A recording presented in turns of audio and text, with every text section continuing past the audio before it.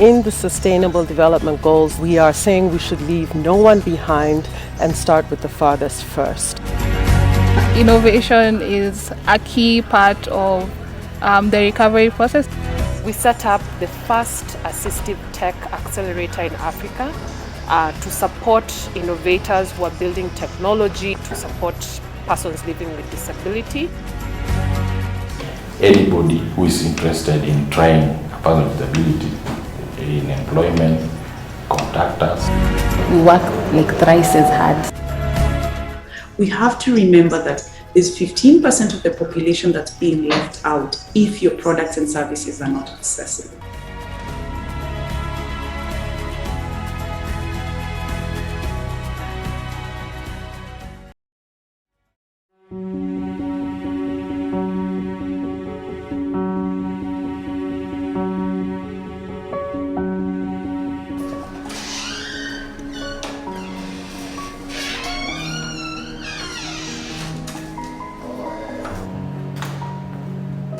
Florence Njeri.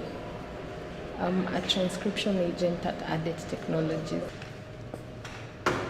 There's this certain group that I'm in of women with disability, and there's this lady who sends job opportunities. So when I was scrolling, that's when I saw a poster about a job vacancy, people who needed transcribers. So when I found that job advert, I reached out. That poster had been written Riziki source. So after I called, they asked me for my CV, my supporting documents. Then I sent. From there, that's when they called again. They asked me about my disability. I explained. From there, I was called in for an interview by Adet Technologies. Then after coming for the first interview, that's when immediately we started the 3 weeks training. From there, I was called in for another job interview now. I passed, then that's when I started working. We were looking to work with people who are differently abled because we feel that they too need an opportunity. We believe that because they are differently abled, it doesn't mean that they are not able to work like everybody else. So in our search to do that, we went and we came across Riziki source, and we started a conversation with Riziki source about how they could give us some of their people to come and work at Adet. And that journey started in the year 2016. And so we have kept that partnership going. We observed the problems that persons with disability go through in their pursuit of job opportunities.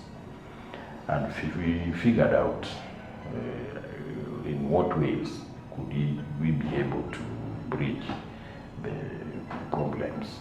We decided to come up with a platform that would enable persons with disability be able to look for these jobs at their convenience and not going through the hassles of walking around or walking, so scouting for these jobs in far places. Those gaps are the ones that inform the idea of starting up the social enterprise called Riziki Source.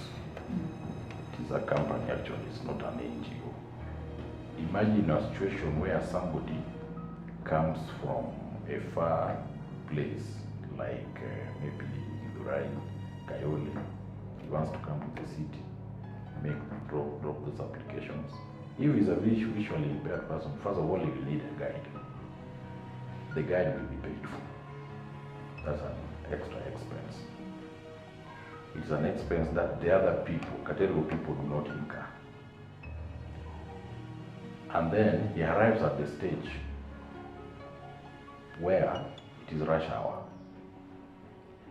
The conductors, the drivers don't want to prioritize him because it's a bit slow. It is rush hour in the morning. They will prioritize those who will get him much faster and you will come much later. It is when more once for somebody on a wheelchair, he will have to wait for somebody who will try to maybe act as a good Samaritan to carry him to board the matatu to get to town. Once you're in town, you have to drop those applications maybe in different offices. Imagine one is in Upper Hill, the other one in Westlands, the other one within the CBD with your wheelchair, or with the visual impairment case with the guide. You have to food the transport, all that. So in the process of looking at these challenges, we decided to create a platform where we would announce our presence to this category of people. We set up a database, they apply, they send their details there, we have the details. Then, as Riziki, we also announce ourselves now to these potential employers that we have this group of people, we have their records, their credentials are here, we can link you with them. We don't force you to employ them, but you can give them a chance by probably slotting interview slots for them. Should they impress you, you take them. Through this, we save them from all the hassles associated with walking around. We created 3 different ways of registration because there are different types of disability. Just to address that gap, we ensured that we had 3 registration models. The first one is through the SMS, where the candidate can register on the platform through texting the word Riziki. A candidate using a basic mobile phone can access the platform using a basic mobile phone, where they text the word Riziki source to 0796 430 430, and they respond to a bio questions where we ask them what's their name, where do they come from, which country do they come from, their profession, which level of education have they accomplished, and the skills they would opt to acquire having joined the platform. This is to give us an idea of who the candidate is before we interact them on a one-on-one basis. Accessing Riziki source offerings is through the use of Riziki app. So the candidate can download Riziki app from the Google Play Store and access the job or news that we have targeting persons with disability. The third option is through the website. So we have the login or the sign up. So if you're a new user and you need to access Riziki source platform, then you can log in and respond to the bio that we have, where we ask questions, where you're from, because this not only limits persons with disability in Nairobi, but we also work with people across the county. So those are some of the questions that you will find, like your ID, your type of disability, and your profession. If you're signing up for the first time, then there you go. You will be asked to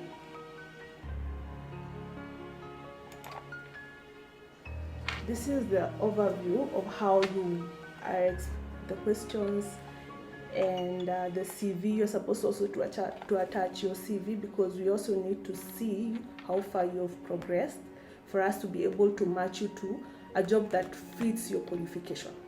People with disability are self-employed because securing employment is very hard. Discrimination is there, big time, and then most of the able-bodied people do not feel like they have the potential to deliver as they are. So that's why it's very hard for a person with disability to secure employment. We are dealing with a society that has a perception that is stereotyped in a certain way. It will take time to break the bondage. Yeah? It doesn't happen just evo. It will take time. It is a process. If there are even parents who give birth and are proud of their own children, it means it's a problem deeper. So it means somebody else who's not related to you can do even worse things if you're all parent. Their homes, wageni wanakuja, mimi sisi niko na watoto watano. And then huyo mwingine unastukia amecrawl hapa. Na huyu hata huyu pia yuko hapa. You see, we have this kind of things. Those of us who work in this field have seen many things that you can't imagine a human being can do to a human being. So the slow uptake is attributed to the general perception that is still within the mindset of members of our society. Not even in Kenya, in the world. I could mention some benefits of employing people with disability, because an employer can just look at it and feel. So one benefit is that when you employ people with disabilities, they are motivated to work, because, for example, it is said that people with vision impairment, they have a high concentration power. So when you employ a person with vision impairment here, he doesn't need to hover around doing nothing. You just stick here, do what he or she is meant to do. Because when you want to go out as a person with vision impairment, you need an aid to guide you. So you don't want to bother that person to take you where you want to go. So most definitely you're doing working. So another thing is diversity. So if you employ people with diverse experiences, they become creative and they motivate each other to develop some creative ways to suit every client. Let's say, for example, Riziki sauce here. So when they employ a person using a wheelchair, you'll know the essence of adjusting the place to be accessible for wheelchairs, like the ramps, like the toilet has to be accommodative, so that for me to get in, I can access the latrine very comfortably. So there is no notable difference in terms of productivity, because I think there is a myth that people who are differently abled have lower productivity or a higher absenteeism rate. In terms of the team that we have here, there is no notable difference, because their performance is at par with the rest of the team. So we have one of our employees here. Her name is Florence. She came from Riziki Sauce. So we have a partnership with Riziki Sauce where we are able to train people who are differently abled and onboard them into some of our projects here at ADEPT. So I'd encourage each company to have a diversity and non-discriminative policy to sort of be able to accommodate people with disabilities, because it has been proven that they're able to work and even hit their targets as the rest of the team. And for companies, I think what they need to do is just to invest in their workspace to sort of make it accessible to everybody. The other thing could be having unbiased trainings, as I mentioned, unconscious bias trainings, as I mentioned earlier, to sort of educate them and create awareness for the team to be able to accommodate people with disabilities. Just because you have a disability does not mean you're unable to do a job. So I really would reach out to other organizations to say, please give them a chance, give them an opportunity. They also go through the same things we go in life. They have to meet their needs. They have needs for different things. And I think it's only proper that we give them an opportunity like we give everybody else, because they deserve it too. And I like the fact that as a country, we have picked the element of disability mainstreaming in our performance contracting. And that is really a very key element, because every institution of government gets involved in performance contract, be it a ministry, be it a state corporations, be it a department. So the fact that we have disability mainstreaming in our performance contracting, then those are the elements of enforcement that I'm talking about. And you actually also realize that when you even go to recruitment, the board or the interviewing committee has a responsibility of ensuring that apart from gender, then we also look at element of disability mainstreaming. And that is also something that we have actually tried to enforce when it comes to recruitment, when it comes to service provision. Digital government here, and probably this is where I'll bring in the element of persons with disability, is whereby we try as much as possible to have government services online. By having government services online, basically you're saying you can access your government through your phone. How does that help persons with a disability?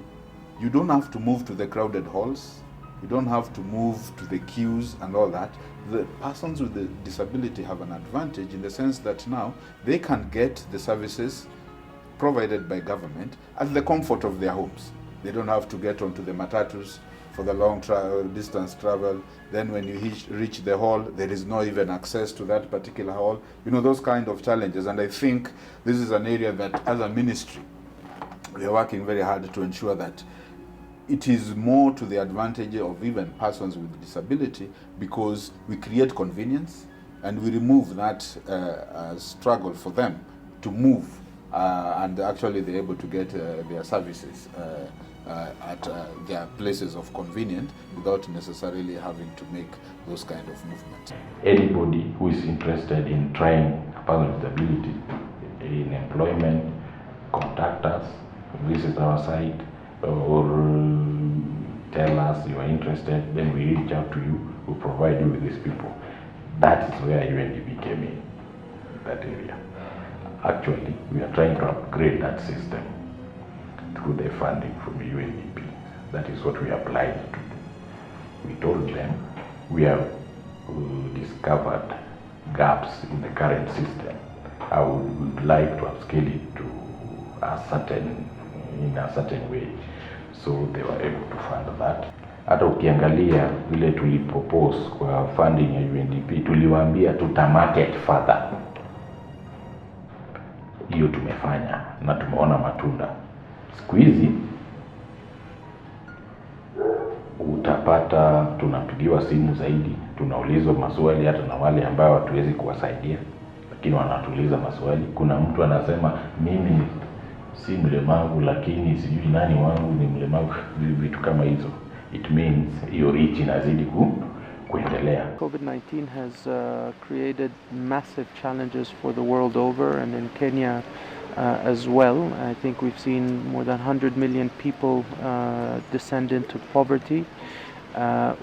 For the first time in history, since tracking of human development progress has happened 30 years ago, this is the first time that we've seen human development decline for the first time in 30 years. In Kenya, estimates by the World Bank and others have put more than 2 million people have descended back into poverty. We're wanting now to work very clearly as leading the UN system globally on its socio-economic response plan to COVID-19. And this is the Secretary General of the United Nations and together with the UN family have identified 5 broad areas of immediate socio-economic response to COVID-19.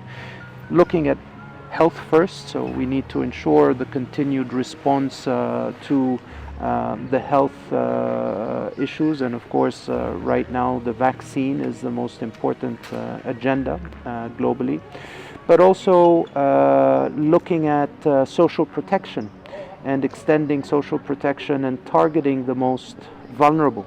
And this is very much in line with the recognition of those communities that are particularly at risk because of poverty, because of gender-based violence, because of their vulnerability and their status in society as not necessarily having the means to be able to cope. But also 3, looking at jobs and protecting jobs, particularly in small and medium enterprises. Kenya is a country where 84% of the workforce is in the informal sector, and therefore they will need much more targeted interventions to address that particular aspect of vulnerability. But also the fourth area of our socioeconomic response plan as the UN is looking at issues of macroeconomic coordination. This happens perhaps more at the global level, and we're seeing that in the negotiations around debt restructuring, ensuring that countries are having the fiscal space to be able to address their immediate needs. And fifth is looking at actually issues of community resilience and stability in countries. We know COVID may also create foundations for instability because the pressures are going to be very high on communities to make ends meet. And so the issues around how do we build community resilience are the areas of interventions. 2020 was a peak learning curve, not just for the labs, but for UNDP. So we saw with the pandemic, the way, all the plans that we had in January, February, kind of had to go out of the window, and we had to go back to the drawing board and see how can we still deliver the services and the initiatives that we're doing within the different countries and still be able to work within the COVID landscape. So it required a lot of innovation and creativity, trying to leverage, the different digital tools, bringing in innovative partnerships to achieve these goals. And that's where we worked really closely with the UNDP country office, and we've been able to kind of forge, strong collaborations that helped us in 2020 really deliver strong projects for the people of Kenya. We are supporting in our programs here in their programs here in Kenya has played a very interesting role here with this innovator labs, where Kenya is, I think, particularly well suited because there is a lot of knowledge here. There is a lot of highly educated and entrepreneurial people around that really can contribute to the development and finding local solutions. And UNDP launched this also in the framework of the Peace and Security Program to see how we can better include people with disabilities by adapting methods of communication with them or reaching out to them through using technology, apps, web-based solutions, using new technology to bring people in who have difficulties maybe to approach a normal meeting where everyone is talking or where you need to be physically present, etc. We work in 3 areas: governance, peace, and security, for which this great intervention under our people with disabilities has been a solid intervention. We also have our structural transformation and inclusive growth pillar. And last but certainly not least, our environment, resilience, and climate change portfolio. Programmatically, we used an integrated approach. So you will find that if we are addressing a particular group, we will not say that we're working on governance-related issues with you alone. We will work in an integrated approach, making sure we bring in the governance aspects, whether it's leadership, capacity building, skills development. We bring in the inclusive growth aspect to promote livelihoods, youth empowerment, and making sure that we can recover better. And obviously, in this decade of action and with the climate promise, we want to make sure that we're building forward greener and taking care of our planet, as there is no other planet for us. The design of the transcending foundations of peaceful, sustainable development and inclusive societies really is based on an approach of looking at the underlying drivers of conflict. And these typically relate to poverty, they relate to inequality, they relate to youth unemployment, they relate as well to environmental degradation and the adverse effects of climate change. So this really program is designed to respond to those underlying drivers of conflict, so that as we do the peace building and the conflict prevention, we make sure that the youth are at the center, because the youth are the ones who are obviously mostly affected by inequality, by unemployment, by poverty, and of course the effects of climate change and environmental degradation. We work like thrice as hard to get to where we have to, so we work very hard, we are hard workers, and we have the potential to deliver also.